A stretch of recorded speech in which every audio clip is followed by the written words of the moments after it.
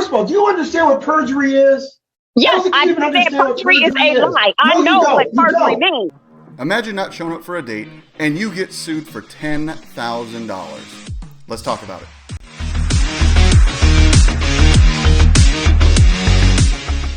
So this story was too good to pass up. I saw it twice already and I go, I gotta do a video on this. This story is way too good to pass up because it's absolutely funny. Here's what happened. So in September of 2020, Keshonte Short and Richard Jordan were supposed to go on a date. Richard Jordan did not show up for the date. Short then filed against Richard Jordan for $10,000 for not showing up for the date. She is claiming emotional distress. Emotional distress for not showing up for a date. Now, Short is saying it's emotional distress because the date was supposed to happen on her late mother's birthday.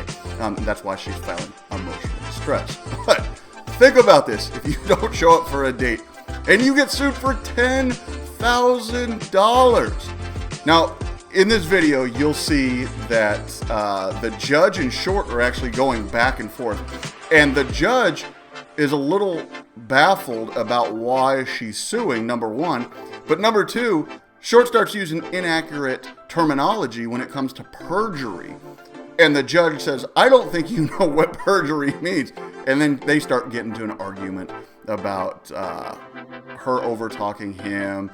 And, you know, he's questioning her intelligence by questioning the perjury part. Yes, okay. It is. That's not something that's really justiciable in district court. I'm sorry, I can't hear you. I said that's not something that's justiciable in district court. That has to be brought in circuit court. So you said it's not permissible in district court. It has to be taken to circuit court? That's an equitable action, yes. Mm-hmm. Mr. Jordan, let me just ask you this. Are you planning to represent yourself on this? To be honest with you, sir, I thought this was just going to be thrown out. We had a date, one date, and nothing else after that. And now I'm being sued for $10,000. I don't see how this is going to go any further. I think it's a waste of your time. The problem is this, you know, if you think it should be dismissed, you know, you need to file the appropriate motion. You need to file a motion to ask for that. In that letter, he lied. And then that's what brought forth the perjury. It was never perjury in the beginning. It was perjury after his response. Well, you can't say, listen, he has the right to put whatever is in the answer. I'm not saying he can't, but you can't add another count because you don't like or you disagree with what is in his answer. If he responds and his response is a lie, it's perjury, then my documents will prove that he lied in his response. No. It's his version. First of all, do you understand what perjury is? Yes, I understand perjury is a lie. I know what perjury means. Perjury is a statement, a false statement made under oath. So exactly, and I got documents that prove he was lying. You don't understand. It's a false statement made under oath. Under oath. That stated a when lie. did he testify to something that he lied about? It's a false statement made under oath. Bottom line is, you said it's a criminal offense, so I will send it to circuit court. Are we done here? No, you don't understand, ma'am. You don't understand. Are we done here? Are we done here? Perjury is what perjury means. I know exactly what perjury means. I know what perjury means. Are we done no, here? You don't. Is it a criminal offense or not? What statement? I don't see anything in the complaint that says he made some false statement under oath. Because you don't know what happened. You're on the outside looking in. You don't know anything. But you're the plaintiff. Wait a minute. You are the plaintiff. Are we done here? You have to lay out your allegations properly. Are we done here? No, we're not. Exactly what perjury means. No, we're not. Do not insult my intelligence. You have to do not insult my intelligence. You have to lay You have to lay your Please do not insult my intelligence. your complaint out. You have to allege this in the complaint. You have Please not. do not insult my intelligence.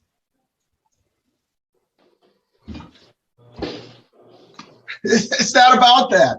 You don't think, I don't think you understand what perjury is. It's a false statement made on Are we done here?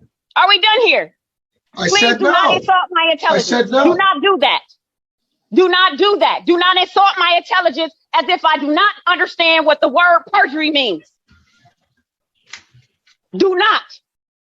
If it's a criminal offense, then it's a criminal offense. Well, ma'am, it should not have been filed in district court if you want intentional infliction of emotional distress. Okay, so that's a criminal offense. Are you going to dismiss it and refile it? No, I'm not. No, I'm not going to dismiss it. I will file another case in circuit. But as far as I'm concerned, you can't have two cases on the ma'am. You can't have two cases going on the same issue. Well, I'm not dismissing the case. If you want to dismiss it, that's up to you. But I, as a plaintiff, am not dismissing the case. He has to make a proper motion. Well, that's on him. But I can also transfer the venue to circuit. Yes, that's what I thought, because there were other cases that should have been transferred somewhere else. So that's okay. Okay, I'm going to do that. Mm-hmm.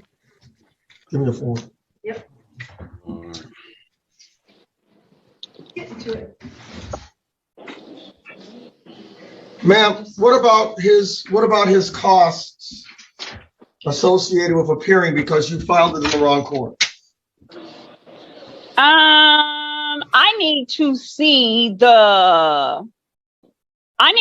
because I was not aware, since you said perjury was not on there, I was not aware that a criminal offense for intentional infliction of emotional distress was considered a criminal offense there, that it had to be. I didn't say that. Forward. That is not what I said. Yes, that is not what I said. That is I said that. No, I didn't. You yes, said you did. That. You stated I that. said that circuit. You stated that the criminal. You stated that emotional infliction of emotional distress is a criminal offense, and you stated that perjury is a criminal offense. But you also stated that perjury is not on the document that I placed forth before you. So criminal offense would not. It's not in the complaint. On there. It's not in the complaint. I need you to show me. I need you to show me the document which states that intentional infliction of emotional distress is indeed and in fact a criminal offense, because that's the original offense that was placed on there. I never said that. I never said that. Yes, you did. I never said that. Yes, you did. No, I did not. Ma'am, yes, you did. Listen. I'm not going to sit here and go back and forth with you. I will repeat to you what I said. I'm not either. I said that intentional. You need to be quiet while I'm talking. You need to be quiet. Can you mute her, please? Because perjury is a criminal offense. It has to go to circuit court. That will not make her hear you. Intentional infliction of emotional distress.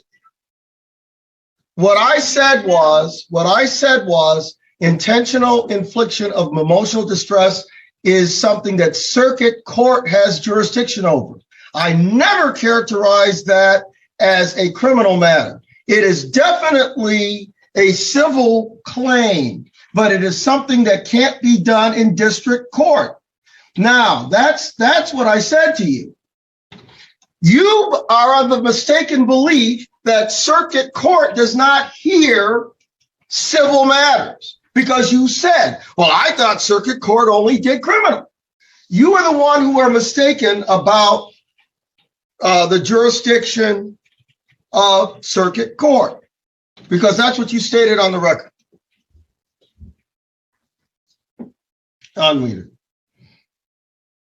She's been talking the entire time. Well, I said I was muted. Judge, excuse me, you don't understand how this works. Let me explain something to you about Zoom right quick. Okay. When I muted her and now I'm asking her to unmute, if she doesn't do something on her end, she's still muted. So right now she's still muted. But I have asked her to unmute. She's not looking at the device that she's holding.